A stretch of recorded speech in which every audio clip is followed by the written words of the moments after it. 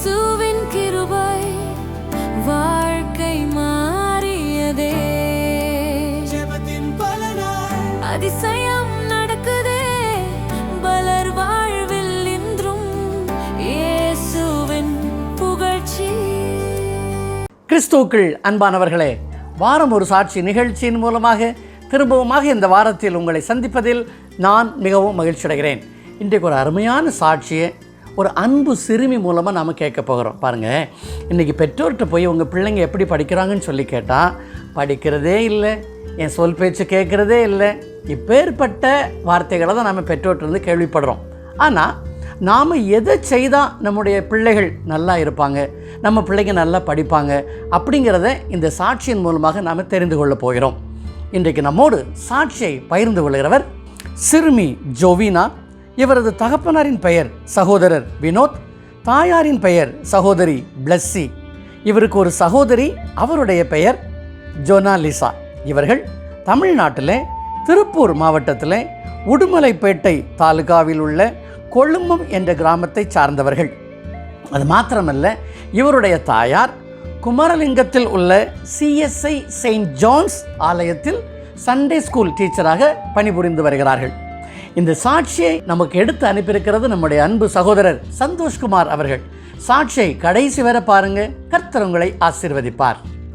ஆண்டவராகிய இயேசு கிறிஸ்து நாமத்தினால் உங்கள் யாவருக்கும் அன்பின் வாழ்த்துக்களை தெரிவித்துக் கொள்கிறேன். இன்றைய நாளிலும் நம்மளோடு சாட்சி சொல்ல இருக்கிறார்கள் மிஸ் ஜோவினா. கர்த்தருடைய கிருபையால இந்த குடும்பத்தை கடந்த 5 வருடமாக எனக்கு நன்றாக தெரியும். பாப்பாவுடைய வாழ்க்கையில வேதத்தை நேசிப்பதினால், ஜெபிப்பதினால், குடும்ப ஜெபத்தினால் கலந்து கொள்வதனால் அவளுடைய படிப்பிலே எவ்வளவு பெரிய ஆசீர்வாதத்தை பெற்றுக் கொண்டாள் என்பதை குறித்து நம்ம இன்றைய நாளிலே சாட்சி சொல்ல இருக்கிறார்கள். வாருங்கள், அவர்களை பற்றி நாம் தெரிந்து கொள்வோம். என் பேர் ஜோவினா. நான் 3rd ஸ்டாண்டர்ட் படிக்கிறேன். கிளாஸ்ல கற்பழிக்கிற பேர்ல எப்போ ஃபர்ஸ்ட் ரேங்க் வாங்குவேன். வீட்ல எங்க அப்பா பேர் வினோத், எங்க அம்மா பேர் பிளஸ்ஸி ஜெயபாரி, எங்க அக்கா பேரு ஜோன்லிசா, அப்புறம் பாட்டி தாத்தா இருக்காங்களா? சரி பாப்பா, நீங்க ஃபர்ஸ்ட் ரேங்க் வாங்குறேன்னு சொல்றீங்கல்ல, நல்லா படிப்பீங்களா? நல்லா படிப்பீங்களா? சரி சரி. உங்க வீட்ல நீங்க காலையில ஜெபம் பண்ணுவீங்களா பாப்பா? எவ்வளவு நேரம் ஜெபம் பண்ணுவீங்க? அப்படியா? அந்த 1/2 an hourல என்னெல்லாம் ஜெபம் பண்ணுவீங்க?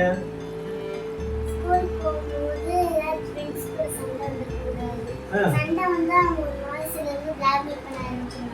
அதுவே ஒரு பயமா இருக்கு. அதனால அதுக்காக ப்ரே பண்ணும்போது இதுக்கு முன்பு செகண்ட் படிக்கும்போது ரொம்ப சண்டை வரும்.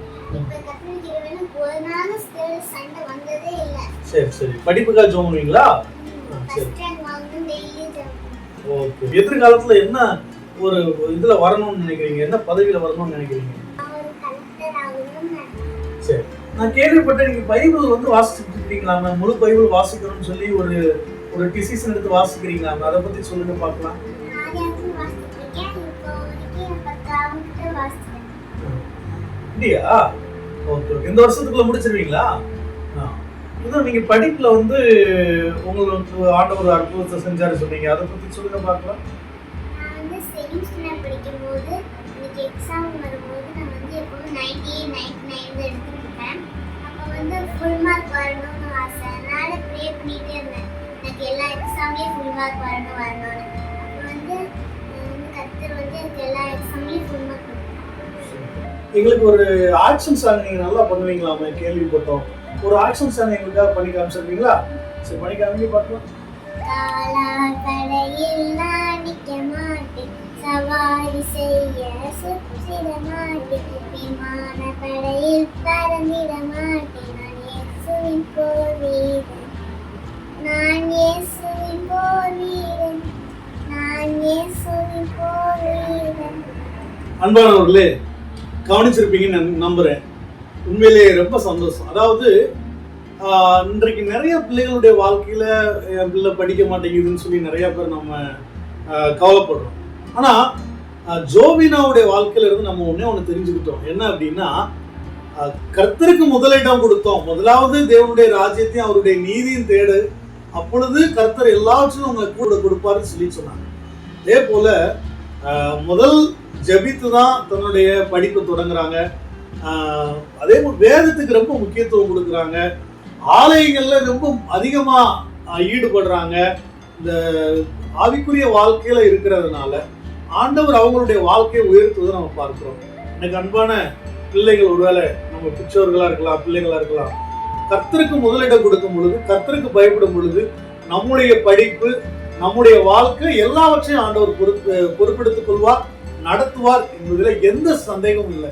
எனவே கர்த்தருக்கு பயப்படுவோம், கர்த்தருடைய நாமத்தை மையப்படுத்துவோம். அருமையான ஜோவினா குடும்பத்தாருக்கும் அவருடைய படிப்பை தொடர்ந்து ஆண்டவர் ஆசீர்வதிக்கணும்.